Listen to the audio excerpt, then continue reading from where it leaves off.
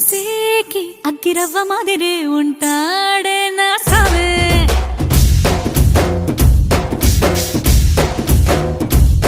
మెత్తాని పత్తి పువ్వుల మరే సంటోడే